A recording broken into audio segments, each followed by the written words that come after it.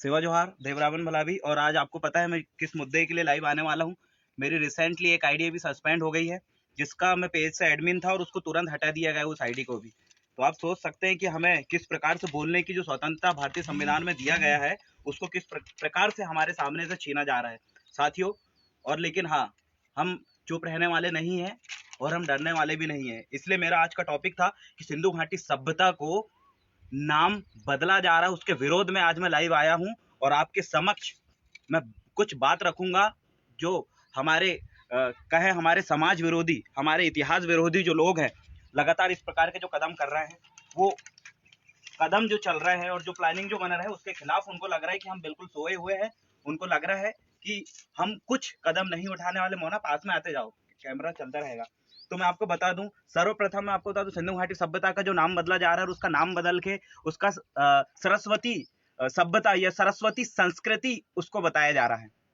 अब आप सोच सकते हैं कि हम जो है, जो ट्राइबल जो है, वैज्ञानिक विचारधारा का व्यक्ति है, प्राकृतिक विचारधारा का व्यक्ति, प्रकृतिवादी है, और उसकी ही जो सभ्यता है उसको किस प्रकार से नाम बदला जा रहा है। ये जो काम है ये लगातार हो रहा है, मैं आपको बता दूं। और वैसे ही ये नाम बदलने वाले कौन लोग हैं, आप तमाम लोगों को पता है। जो लगातार नामनगर को जिन्होंने रामनगर किया, अमरकंटक जो था नाम बदल दिया गया, उसका नाम था अमरकोट। और वैसे ही आप तमाम लोगों को पता होगा कि आपके क्षेत्र में भी बहुत सारे ऐसे आपके पुराने ऐसे गांव होंगे, ऐसे शहर होंगे जिनका नाम आपके पूर्वजों के नाम पे, जिनका इतिहास जो दिया गया है उनके नाम पे, कैमरा लेके आते जाइए आप, जिनके इतिहास के नाम पर उनका नाम रखा गया है। कुछ बड़ी विशेषता थी नाम बदलने की या फिर नाम रखने की, लेकिन इन लोगों की जो नाम बदलने की जो विशेषता है उससे आप रूबरू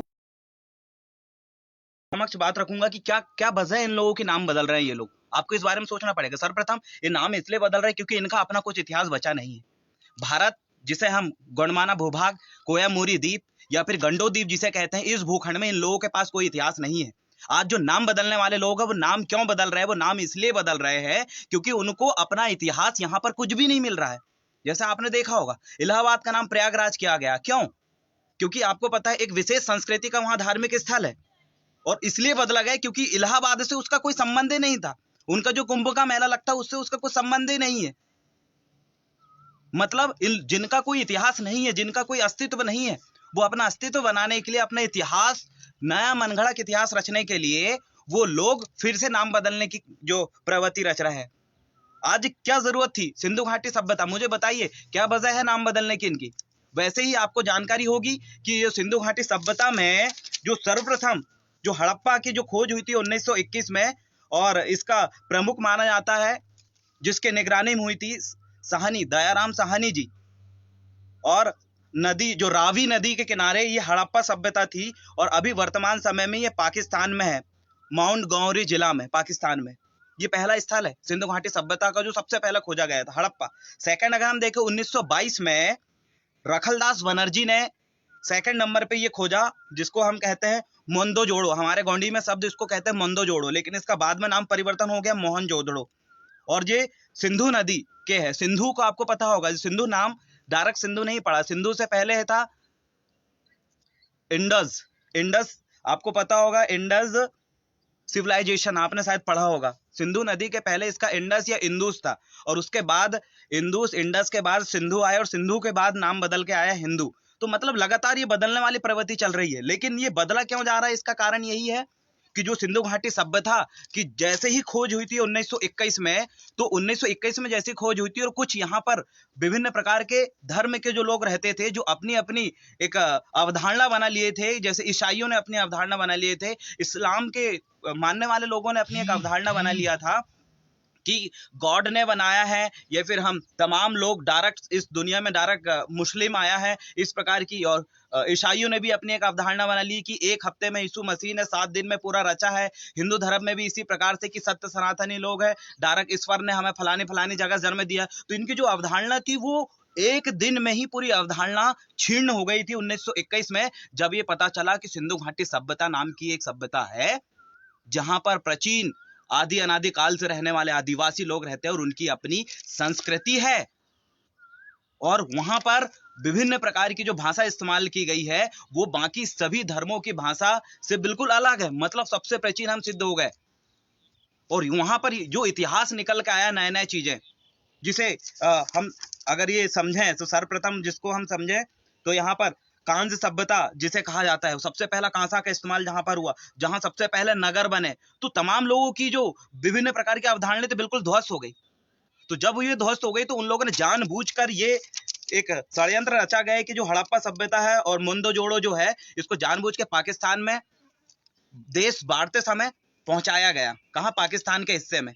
क्योंकि अगर वो धोखा से इंडिया में होता तो यहाँ के जो मूल नेटिव जो पर्सन है, मूल मालिक जो ट्राइबल है, कहीं ना कहीं उसकी फिर वो खोजाबीनी कर लेते, जैसे हम करते ही रहते हैं विभिन्न प्रकार के। चाहे अमरकंटक चले गए, दादा कंगाली दादा जिन्होंने इतनी कुछ चीजें बताया, अमरकोट जिसे हम कहते हैं, उसी के बाद चौड़ागढ़ के बारे में हमने खोजबीन निकाला। तो ऐसे ही हम छोटे छोटे स्थान की जो खोजबीन कर रहे हैं, वैसे ही हम सिंधु घाटी सभ्यता के बारे में भी कुछ नया निकाल लेते, बहुत सारी चीजें पढ़ लेते।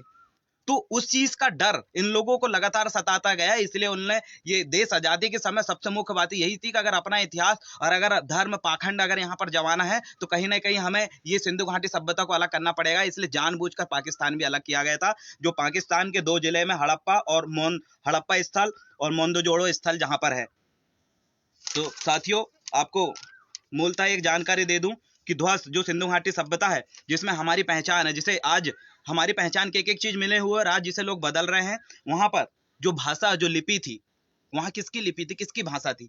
आपको पता है, पूरे दुनिया के जो वैज्ञानिक है, जो जमीन में आज रहकर विभिन्न चीजों के लगातार उनके बारे में खोज करते रहते हैं, कई प्रकार की सभ्यता निकल रही है। जैसे सभ्यता में भी हमने देखा है कि हड़प्पा हो गया, मोहनजोदड़ो हो गया, कालीबंगा हो गया, लोथल हो गया, और धोलावीरा हो गया, राखीगढ़ी हो गए, भिंडराना हो गया, और मिस्र की सभ्यता हो गई, और मोसोपोटामिया की हो गई, मैयरगढ़ की हो गई, सुमेरियन हो गई। ये विभिन्न प्रकार की सभ्यता, इनसे भी सबसे प्रमुख जो सभ्यता थी वो थी हड़प्पा सभ्यता। और हड़प्पा सभ्यता में मुख्यतः जो चीज निकल के आई वो मुख्यतः आपको पता होगा, सबसे प्रमुख चीजें जहां हमने देखा कि आदिवासियों के जितने भी समुदाय हैं वहां पर जो स्त्री के बहुत सारे आभूषण पहने हुए स्त्री वहां पर निकली, और उससे ये समझ में आता है, और उससे बहुत सारी चीजें जो भूवैज्ञानिकों ने बताया कि हाँ, स्त्री प्रधान देश था, मात्र शक्ति प्रधान देश था, या नगर था जहां पर जो वहां की महिला है उनका वर्चस्व था, महिला को पुरुष से ऊपर माना जाता था। जैसे आज पितृसत्तात्मक समाज चल रहा है, उस समय मात्र सत्तात्मक था। तो आप देख सकते हैं किसकी संस्कृति का हिस्सा है। जो लोग ये कहते हैं कि सिंधु घाटी सभ्यता में आदिवासियों का कोई लेना देना नहीं है, सत्य सनातन धर्म के लोगों का है, एक पर्टिकुलर धर्म के लोगों का है, उन लोगों को बताना चाहता हूँ कि महिलाओं की सबसे ज्यादा जो वैल्यू है, महिलाओं को सबसे ज्यादा जो मानने की जो प्रथा है, या फिर महिलाओं को सबसे ऊपर वैल्यू देने की जो व्यवस्था है, वो किनकी है? वो यहाँ की ट्राइबलों की, और आज भी देखने को मिलती है। अगर जिनको लगता है कि सिंधु घाटी सभ्यता में आप देखिए अपने कल्चर में, वहां पर जो महिलाओं ने जिस प्रकार के जो कड़े पहने थे, आज भी हमारे भिल समुदाय की महिलाएं पहनती है। वहां पर जो सिंह मोहर दाढ़ी, सिंह मोहर जो जिसमें सिंह लगाया गया था, उसके बारे में मैंने आज गूगल में पढ़ रहा था, तो उसमें सिंधु घाटी सभ्यता में लिखा है कि वो 3 मूण वाले व्यक्ति था वहां पर। उनको ये भी पता नहीं कि सिंह मोहर किसे कहते हैं। जो लोग हमारी संस्कृति को, हमारे इतिहास को, हमारी सभ्यता को आज तक नहीं जान पाए, वो लोग आज नाम बदल रहे हैं। सरस्वती नाम जो रख रहे हैं, क्यों रख रहे हैं? वो उनका रेफरेंस ये है सरस्वती नाम रखने का कि सिंधु घाटी सभ्यता के 1500 केंद्रों को खोजा गया और उसमें 925 केंद्र जो है सरस्वती नदी के किनारे। तो इसका मतलब आप उसका सरस्वती सभ्यता कर दोगे, वैसे ही उसको सिंधु सभ्यता कर दी, सिंधु नदी की घाटी पे होने की वजह से। लेकिन मूलतः वहां पर जो समुदाय रहता था, वहां जो नेटिव पर्सन रहते थे, उनकी भाषा में उस सभ्यता का नाम क्या था वो आपने कभी खोजने की कोशिश नहीं किया गया। जैसे ही आदिवासियों को जो नाम दिया गया है दूसरे ने दिए, और उसको उस नाम को हमने एक्सेप्ट किया, और जिसमें 900 से ज्यादा आदिवासी समुदाय को हम जिसमें संबोधित करते हैं, ट्राइबल बोलते हैं, आदिवासी बोलते हैं। लेकिन उसमें ही हमारे आदिवासियों में ही जो अपने अपने समुदाय में उस चीज को, जैसे मैं गौड़ समुदाय से, मैं अपने आप को कोई तुर बोलता हूँ, जो भील समुदाय का व्यक्ति वो अपनी जो नेटिव भाषा में, भीली भाषा में कुछ बोल सकता है। मतलब इनको वहां के नेटिव पर्सन क्या सोचते हैं, उनका अपना नाम क्या है, उनके अपने नगर का नाम क्या है, उससे लेना देना ना रखते हुए ये अपनी चीजें, अपना इतिहास बनाने के लिए, मनगढ़ इतिहास बनाने के लिए उसका नाम परिवर्तित कर रहे हैं, जैसे बाकी जगह का किया है। और एक चीज आपको दिमाग में डाल लेना है, नाम बदलता है तो इतिहास भी बदल जाता है साथियों। नाम में ही बहुत कुछ इतिहास छुपा होता है। अगर आज सिंधु घाटी सभ्यता का नाम परिवर्तित हो जाता है, अगर सरस्वती सभ्यता और संस्कृति, सरस्वती संस्कृति रख दिया जाता है, तो मुझे बताइए जो ट्राइबल नेटिव पर्सन जो मेरे वीडियोस देख रहे हैं, जो वीडियो शेयर भी कर रहे हैं, उन लोगों से मैं कहना चाहता हूं, अगर उसकी सरस्वती संस्कृति या सरस्वती सभ्यता कर दिया जाएगा तो आप अपना क्या इतिहास वहां दिखाओगे? मैं ये पूछना चाहता हूं नाम परिवर्तित करने वाले लोगों से कि सरस्वती सभ्यता सिर्फ एक नदी के किनारे होने के बाद उसका नाम आप नदी के हिसाब से नहीं रख सकते। उसकी मूलता जो पहचान, उसको आपको बरकरार रखना पड़ेगा, और नहीं रखोगे तो हम तो आंदोलन करेंगे, क्योंकि वहां से हमारा इतिहास जुड़ा हुआ है। और हमारा इतिहास इस प्रकार से जुड़ा हुआ है कि वहां जो लिखी हुई जो भाषा है, दुनिया के कोई वैज्ञानिक नहीं पढ़ पाया, लेकिन हमारे जो पुरखा रहे दादा मोतीराम कंगाली, लिंगोवासी दादा मोतीराम कंगाली जी, जिन्होंने वहां की लिपि को अपने गोंडी पारसी में पढ़ के दिखाया, और उन्होंने सबको चैलेंज भी किया कि अगर आप यहाँ की जो लिपि है, यहाँ की जो भाषा, उसको पढ़ना चाह रहे हैं तो उसके लिए आपको गोंडी भाषा का अध्ययन करना पड़ेगा, और उसी के माध्यम से आप पढ़ सकते हैं। बाकी दुनिया की कोई भाषा नहीं है जिसके माध्यम से आप पढ़ सकते हैं। तो जहां पर हमारा अस्तित्व है, जहां भाषा हमारी लिखी हुई है, जहां पर सिंहमोहर धारण किए हुए, जहां ऊपर सब पूरे वर्ड लिखे हुए, जिसका मतलब ही होता है कि आंधी पुनेम मुठुआ पांदी पारी कुपार लिंगो, जो कोया पुनेम के व्यवस्थापक रहे हैं, जिन्होंने उस सभ्यता को, उसमें प्रश्न में पूछा था कि इस सभ्यता को व्यवस्था किसने बनाया, किसने बसाया, आज तक उसका नाम नहीं निकल के आया। लेकिन कभी खोजने की कोशिश नहीं किया कि जो वहां सिंहमोहर धारण किया हुआ व्यक्ति, जैसे लोग शिव कह रहे हैं, भाई शिव और शंभू का एक अलग हिस्ट्री है। जो पांदीपारी कुपार लिंगो है, जिनको अभी कुछ VHU के कुछ स्टूडेंट का मेरे पास मैसेज आया था, वो बोल रहे थे कि कुपार लिंगो भी बाहर का है बोले। मैं उन लोगों के समझाना चाहता हूं कि जिस सिंधु घाटी सभ्यता का नाम परिवर्तित किया जा रहा है, उस सभ्यता में गोंडी फारसी से लिखी हुई एक एक लिपि है, चित्रकला हमारा है, वहां पूरा हमारा इतिहास मिलता है। वहां पर जो आपको रथ नहीं मिला, वहां पर आपको छकड़ा मिला है, और आपको पता है रहें कि छकड़ा और गाड़ी ये कौन इस्तेमाल करता है? ये हमने इस्तेमाल किया है। और मैं आपको बता दूं, इतनी सिंधु घाटी सभ्यता के बारे में भी आपको नॉलेज होना चाहिए कि क्या है वो सभ्यता। आपको बता दूं, विश्व की सबसे विशाल विकसित सभ्यता में से एक है, जहां सर्वप्रथम कांसा का इस्तेमाल किया गया, प्रथम बार जहां नगर बने, जहां जिसे बार बार उजाड़ा गया। और कौन उजाड़ रहा है? वो आपको वही लोग उजाड़ रहे हैं जो अभी भी, जिनके बच्चे कहें, जो नाम बदलने की कोशिश कर रहे हैं, उन्हीं के पुरखों ने भी उस सभ्यता को उजाड़ने के लिए बार बार कोशिश किया गया। जहां पर अद्भुत जल विकास प्रणाली थी, आज भी सूखा पड़ जाता, लेकिन सिंधु घाटी सभ्यता में हर चीज, चाहे नाली से लेके, सड़क से लेके, स्नानागार से लेके, पूरी एक व्यवस्थित चीज थी। जहां कृषि की प्रधानता थी, जहां गेहूं, ज्वार, राई, मटर और ऐसे विभिन्न प्रकार की फसल की यहाँ खोज की गई थी। और इस पे हम कभी विचार नहीं करते कि हम राई, मटर, चाहे ज्वार हो, इनको हम कब से खेती में इस्तेमाल कर रहे हैं, शुरुआत कैसे हुआ होगा, इसमें हम कभी विचार नहीं करते। अगर विचार करेंगे तो हमें ये समझ में आएगा कि सर्वप्रथम जो राई हो, चाहे गेहूं हो, चाहे ज्वार हो, ये एक जंगली फसल थी, और जंगली फसल को हमारे ही पूर्वज ने उसको खाने योग्य समझा और उसका फसलीकरण किया, जमीन में बोना शुरू किया, एक एक बीज जंगलों से लाकर उसको फसल के रूप में इस्तेमाल किया, तब जाके हम आज गेहूं, मक्का और बाकी चीजें खा रहे हैं। ये कौन थे जिन्होंने खोज किया? इसके बारे में कभी पुस्तकों में नहीं दिया है, और कभी जानने की कोशिश भी नहीं की गई। क्यों? क्योंकि इससे हमारा इतिहास निकल के आता है। क्योंकि आधे से ज्यादा बड़ी, जिस सोच के देखिए आप, 1921 से पहले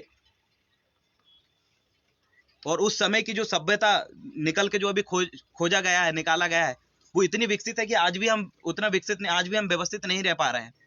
और वो उस समय व्यवस्थित हो चुकी थी, कितनी आगे निकल चुकी थी। मतलब वहां रहने वाले लोग कितने माइंडेड नहीं रहे होंगे, कितनी चीजों की खोज नहीं की है उन लोगों ने।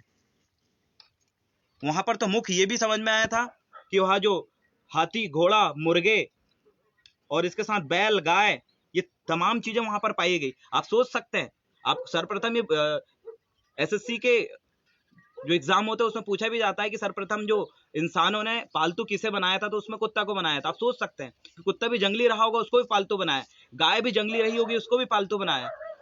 किन किन, मतलब मैं ये सब बताने के पीछे मेरा उद्देश्य ये है कि हमारे पुरखों ने बहुत मेहनत किया है, और बहुत मेहनत करके सिंधु घाटी जैसी बहुत सारी सैकड़ों सभ्यता बसाया है।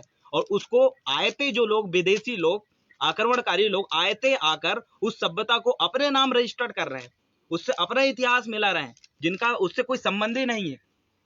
तो सगा साथियों, आगे मैं बता दूं आपको सेकंड चीज है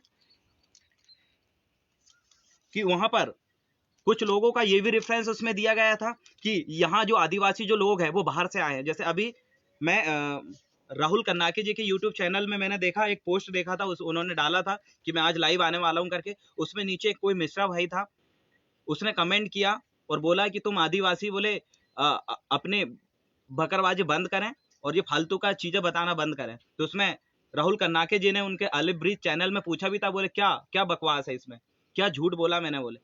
तो उसको मैं ये भी जवाब देना चाहता हूँ इस वीडियो के माध्यम से, वहां पर भी मैंने जवाब दिया था। जो ये बोल रहा था कि तुम आदिवासी बोले अफ्रीका के हो, यहाँ पर क्यों अपना वजूद बता रहे हो, उसको मैं बताना चाहता हूँ ऐसे बेवकूफ लोगों को जो आपको बोलते हैं कि तुम बाहर के हो, आदिवासी अफ्रीका के हो, तुम इंडिया में क्या कर रहे हो, इन लोगों को जवाब दो। जो इस प्रकार के उल्टे सीधे सवाल करता है उससे पूछो कि सबसे पहले ये बता कि वर्तमान समय में हिमालय लगातार बढ़ता जा रहा है, शायद आपको जानकारी होगी, हिमालय की हाइट लगातार बढ़ती जा रही है। उससे पूछो कि हिमालय की जो हाइट है बढ़ क्यों रही है। उससे पूछो कि हिमालय का निर्माण कैसे हुआ है। जब ये तमाम चीजों पे अध्ययन करेगा ना, तब उसको समझ में आएगा कि एक समय पहले जो भूखंड अलग अलग हुए वो एक साथ थे। सुपर कॉन्टिनेंट हम जिसे कहते हैं, पेंजिया, गोंडवाना लैंड जिसे हम कहते हैं, वो धीरे धीरे जब खिसकना शुरू हुआ, प्लेट का खिसकने से लगातार जो हमारा भूखंड है जिसमें हम अभी बैठे हैं, कोयामुरी द्वीप जिसे आज इंडिया और भारत कहते हैं, ये जब धीरे धीरे खसका और जब इधर आके हिमालय और जो बाकी प्लेटें हैं जब आपस में टकराई तो हिमालय जैसे पर्वत का निर्माण हुआ। तो हम कहीं बाहर से नहीं आए, हमारा भूखंड ही खिसक के यहाँ पर आया है। हम अपनी जमीन में पहले भी थे, आज भी है और हमेशा रहेंगे। ऐसे लोगों को जरूर जवाब दें और इसके बारे में जरूर अध्ययन करें और इसका खुल के विरोध करें। जो लोग आज हमारे सभ्यता का, सिंधु घाटी सभ्यता का नाम परिवर्तित करने के लिए इस प्रकार से उल्टी सीधी मनगढ़ंत बातें कर रहे हैं। और इसी के साथ साथ मैं आपको बताना चाहता हूं सगा साथियों कि पांदीपारी कोपार लिंगों को भी ये लोग गलत प्रकार से प्रस्तुत करते हुए उन्होंने कहा कि जो गोटुल प्रणाली है इसमें भी युवा युवतियों के बारे में कुछ मनगढ़ंत और अभद्र भाषा का प्रयोग किया है। इसका भी मैंने देखा कि किसी ने भी कहीं विरोध नहीं जताया गया। इसका कारण यह है कि यह लोग लगातार हमारी चीजों को बदलते जा रहे हैं और गलत प्रकार से प्रस्तुत करते हैं और हमारे युवा साथी उसका विरोध नहीं कर पाते और विरोध ना करने की वजह से इनका श्रेय बढ़ता है और उस चीज को ये लगातार सही साबित करने के लिए आगे जाते हैं, लिख देते हैं। और हमारे लोग जो लिख लेते हैं उसको बिल्कुल सही, बिल्कुल 100% सत्य समझ के उसको एक्सेप्ट करके उसको मान लेते हैं। हर लिखी हुई चीज सत्य नहीं होती, आपको उसके पीछे विश्लेषण करना पड़ेगा, तर्क करना पड़ेगा। और महाराष्ट्र में अभी देखे हमने कि सिंधु घाटी सभ्यता का नाम जो बदला जा रहा था, तो सबसे ज्यादा महाराष्ट्र में इसके विरोध हुए। मैं चाहता हूं कि जगह जगह युवा साथी विरोध करें, क्योंकि उससे ही हमारा वजूद है। सिंधु घाटी सभ्यता के बारे में जब खोज हुई, उसके बाद जब लगातार डीएनए की जो रिपोर्ट आई रिसेंटली 2018 में, जब ये बताया गया कि विदेशी व्यक्ति कौन है और देसी कौन है, जब ये डीएनए टेस्ट हुआ तो आधे से ज्यादा लोगों की तो नींद उड़ गई और उल्टा सीधा इतिहास वो बताने लगे। उसमें भी कहा कि यहीं से जो आर्यन जो नस्ल के लोग हैं उन्होंने कहा कि हम यहीं से बाहर गए थे, जबकि यहां से उनका कोई संबंध नहीं है। लेकिन जब डीएनए में बोला गया कि तुम विदेशी हो, इस भूखंड में तुम आक्रमणकारी लोग हो, यहाँ पर तुम जबरदस्ती आके कब्जा किए हो, तो उन लोगों ने गलत प्रकार से प्रस्तुत करना चालू और लगातार उनकी रिसर्चें चालू है। लेकिन हम अपने आप को साबित करने के लिए आज सिर्फ अपने गांव और जिला स्तर में ही सिर्फ बैठ के एक छोटा विचार कर रहे हैं। हमें भी बड़े स्तर पर अपने अस्तित्व को बचाने के लिए जमीनी स्तर पे जो पुरातात्विक विभाग है वो बिल्कुल ईमानदारी से काम नहीं कर रहा है, तो कहीं ना कहीं हमारे ही युवाओं को ऐसी चीजों में पीएचडी करके हमें ही खोज करने के लिए निकलना पड़ेगा, अन्यथा हमारी चीजों के ये नाम बदल के फिर से अपना लेंगे और हमें ही विदेशी ठहरा देंगे। तो इस वीडियो के माध्यम से मैं यही संकेत आपको देना चाहता था कि सिंधु घाटी सभ्यता का अगर नाम परिवर्तित किया गया तो इसका हम खोल के विरोध करेंगे। अगर सही मायने में आपको नाम परिवर्तित करना है तो वहां की लिपि हुई भाषा को, जो लिपि है चित्र के रूप में जो लिखी भाषा है, उसको पढ़ने के पश्चात वो क्या नगरी थी जहां पर पांदीपारी कोपार लिंगो और जहां पर गोंडी फारसी जो भाषा मिली, उसके हिसाब से उसी का अगर आपको नाम चेंज करनी है तो आप उसका कोया संस्कृति कर सकते हो। लेकिन सरस्वती संस्कृति का मैं पूर्णतः विरोध करता हूं। वैसे ही उसका सिंधु घाटी सभ्यता किया गया, जबकि मुख्यतः हड़प्पा स्थल का ये पूरा परिक्षेत्र मिला था, तो इसका पूरा नाम हड़प्पा संस्कृति ही रहना था।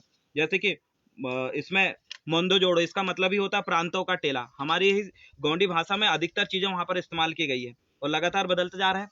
तो आज मैं आपके सामने लाइव आया हूं और 2 आईडी ब्लॉक हो गई उसके बाद लाइव। वो मेरे साथ कैमरामैन के रूप में छोटी सिस्टर मोना भलाभी है और इधर मम्मी बैठी हुई है और ये जो मैं खड़ा हूँ ये मेरा घर है और यहाँ पर महुआ सूख रहा है। और मैं जिस जगह रहता हूँ आपको पता है, जहाँ आदिवासी रहते हैं वहाँ जंगल है और जहाँ जंगल है वहाँ आदिवासी रहते हैं, मतलब आदिवासियों ने ही जंगलों को सुरक्षित किया। ये मेरा पूरा गांव का एक साइड जंगल है, आप देखिए। और हमें जंगलों के किनारे ही रहना पसंद है। विकास के नाम पर आज इनको जो उजाड़ा जा रहा है उसका हम पूर्णतः विरोधी है। सेकंड चीज है, इसी में आपको बता दूं कि उसमें एक चीज और बताया गया है कि यहाँ पर शिव के बारे में अधिकतर देखना, आपको शिव और नाग के बारे में गलत प्रकार की अवधारणा उसमें दी गई है। तो आप तमाम लोगों को सिंधु घाटी सभ्यता को समझने से पहले पांदीपारी गोपाल लिंगों को समझना पड़ेगा, और शिव जो शंभु है, संयुग भूसेक, 5 भूखंड का मालिक, 28 शंभु शेख के बारे में पढ़ना पड़ेगा।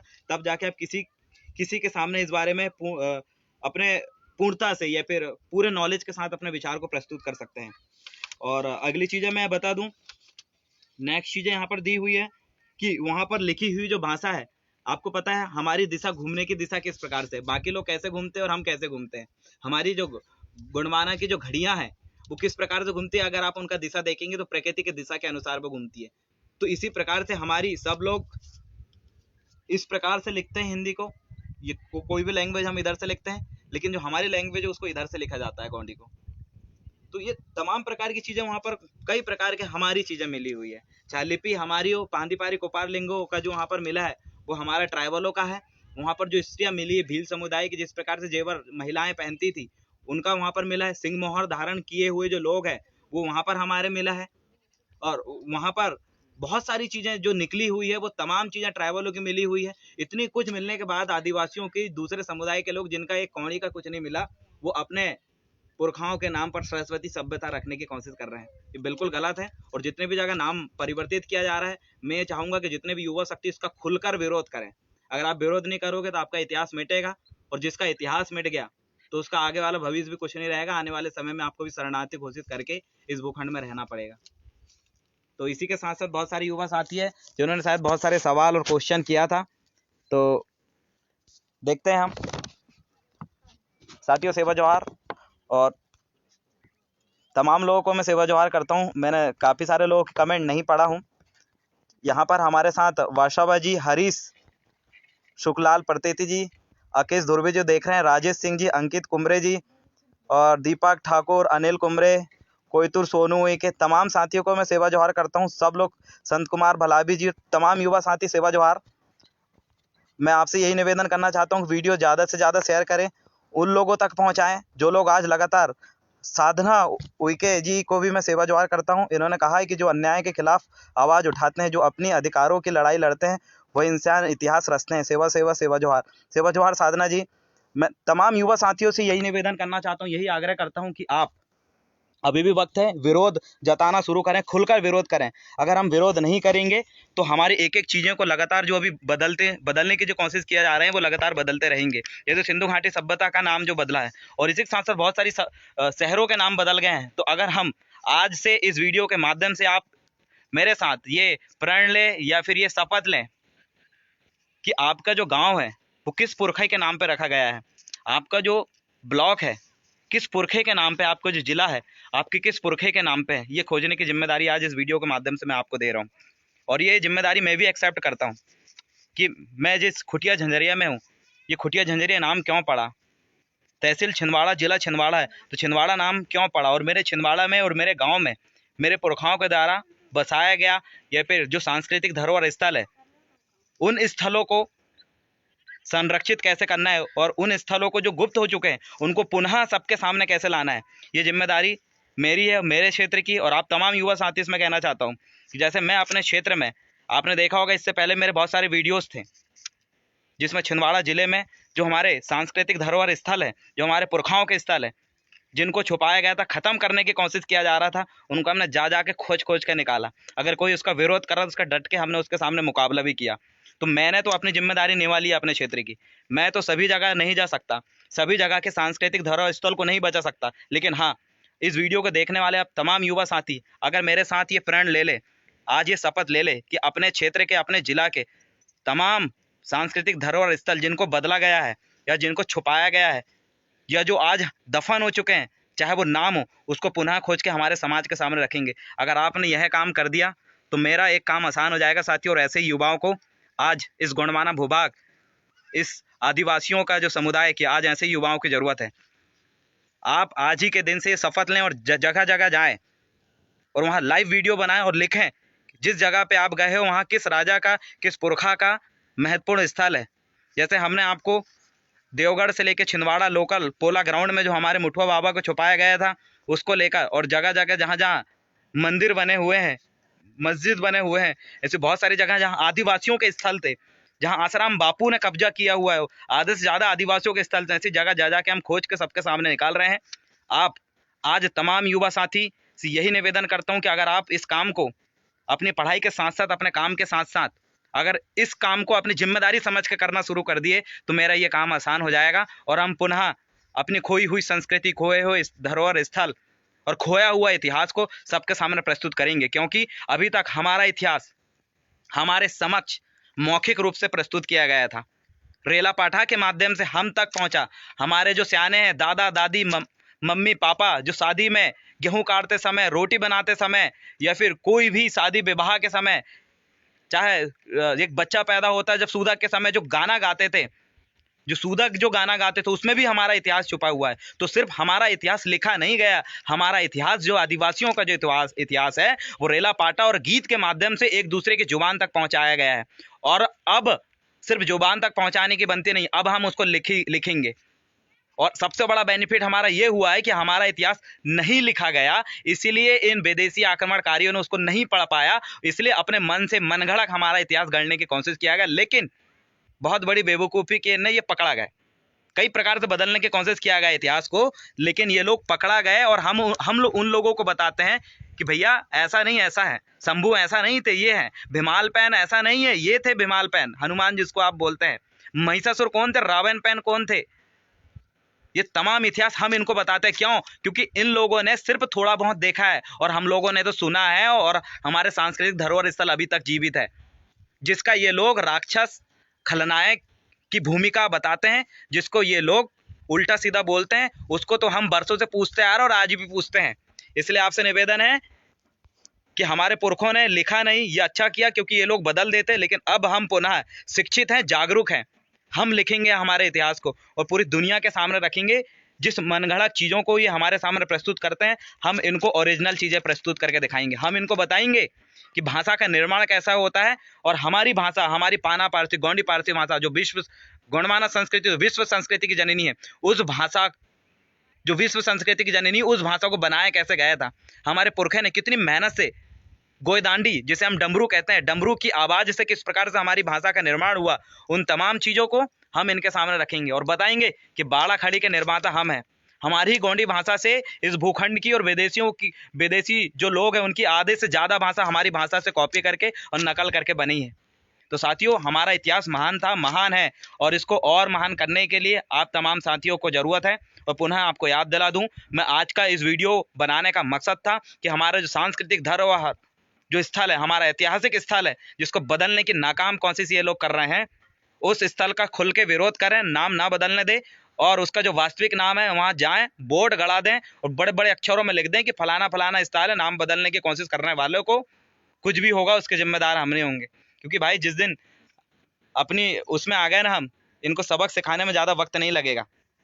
तो सभी साथियों को बस इतने ही कहकर वीडियो को बाइंड अप करूँगा। पुनः बात दोहराऊंगा, सिंधु घाटी सभ्यता का नाम बदलना का मैं पुरजोर विरोध करता हूँ, जो उसका नाम है वही रहने दें। और सेकंड चीज़ें, अब आप जहाँ पर भी हो, जिला, ब्लॉक, गांव, जहाँ पर भी आप हो, आपकी जिम्मेदारी आपके सांस्कृतिक धरोहर स्थलों को संरक्षित करना और खोज के सबके सामने निकालना। जरूरी नहीं है कि हर वीडियो को आप लाइव कर सके, लेकिन हाँ, उसको लिखने की जरूर कोशिश करो। लिख के अगर आप हम तक पहुँचाएंगे तो कहीं ना कहीं तमाम युवा साथी पढ़ेंगे। और बहुत सारे मेरे ऐसे युवा साथी हैं जो ट्राइबलों पे पीएचडी कर रहे हैं, आदिवासियों की संस्कृति पे पीएचडी कर रहे हैं, तो वो इन तमाम चीज़ों को लिखते जा रहे हैं। बस आपकी ज़रूरत है, क्योंकि मेरे पास बहुत सारी ऐसी फोटोस आई हैं जहाँ पर बहुत सारे महान राजाओं की गुफाएं और नीचे सुरंगें पता चली है, और बहुत सारे खजाने का स्थल भी पता चले हैं। मैं सबके सामने प्रस्तुत नहीं कर पाया, लेकिन उनको मैं लिखने की कोशिश जरूर कर रहा हूँ। ये मेरे हाथ में देखिए कॉपी पेज डायरी है, मैं रोज़ 1 से 2 घंटे तमाम चीज़ें लिखता हूँ, ताकि मैं आने वाली जो हमारी पीढ़ी है उसको हम बता सकें।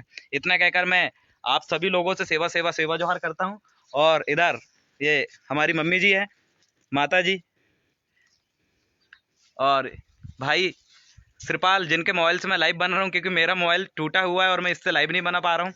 और ये मेरा घर है, और ये इधर ये जंगलों के बीचों बीच हमारा जो ग्राम है खुटिया झंझरिया, ये जंगलों के बीचों बीच है। और यहाँ बढ़िया पूरे गांव के कोयतुर समुदाय के साथ हम मिलकर रहते हैं। यहाँ पर 70% आबादी हमारी आदिवासी समुदाय की, और सभी समुदाय अलग अलग मोहल्ले में अपने समुदाय के साथ मिलजुल कर रहते हैं। यहाँ आगे साइड आप देख रहे हैं, वहाँ चमार टेकड़ी है, वहाँ जो समार समुदाय के लोग रहते हैं। और इधर साइड सामने वाली टेकड़ी देख रहे हैं, यहाँ पर नाई समुदाय के लोग रहते हैं। और आप ये जो पूरा आगे जो मोहल्ला है समथिंग अभी तो 17 से 18 मोहल्ला इसके हो चुके हैं। लास्ट वाले मोहल्ला में हमारे मुस्लिम समुदाय के लोग रहते हैं। और ऐसे अपने अपने समुदाय के बीच में मोहल्ले के बस बनाकर हम लोग रहते हैं। जैसे सिंधु घाटी सभ्यता में विभिन्न प्रकार के जो काम का बंटवारा किया गया था, और हर काम के बंटवारा करने वाले लोगों को नाम दिया गया था। दादा मोतीराम कंगाली जी ने उसमें एक एक चीज़ें बहुत बारीकी से लिखी है कि बेटा सिंधु घाटी सभ्यता में जो काम के बंटवारा किया गया, अलग अलग समुदाय का अलग अलग काम था, और मिलजुल कर रहते थे बिना भेदभाव छुआछूत के। तो वैसे ही आज हमारे कुछ ऐसे शहर, कुछ ऐसे गांव देखने को मिलते हैं। और इतना कहकर मैं अपने इस वीडियो को वाइंड अप करूंगा। सेवा सेवा सेवा जोहार, राज करेगा गोंडवाना।